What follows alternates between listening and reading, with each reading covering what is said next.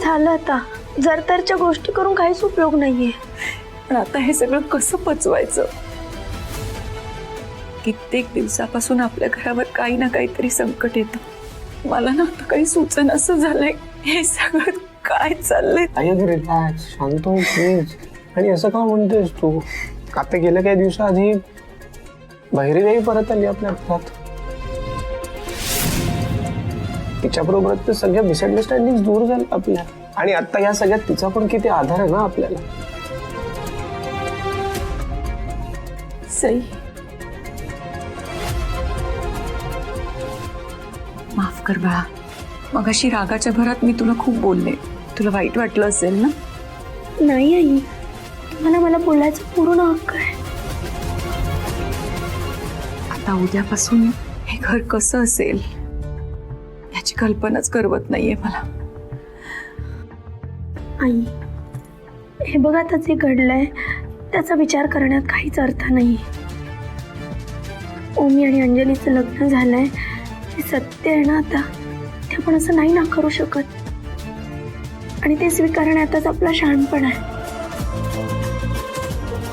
आणि आता ओमीचं लग्न झालंय म्हटल्यावर तो स्वतःला त्रासही नाही करून घेणार.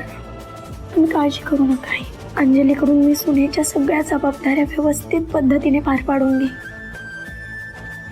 आजपासून आपण आपलं रुटीन परत व्यवस्थितपणे चालू करूया. आणि पुढे जे काही घडेल ना त्याला समर्थपणे तोंड देऊ.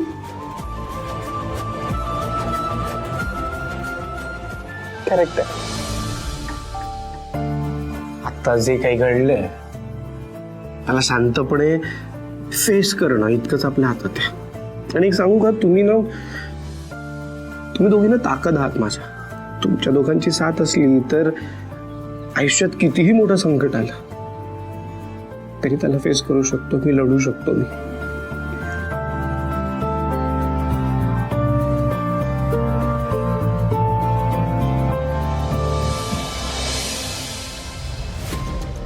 अरे देवा,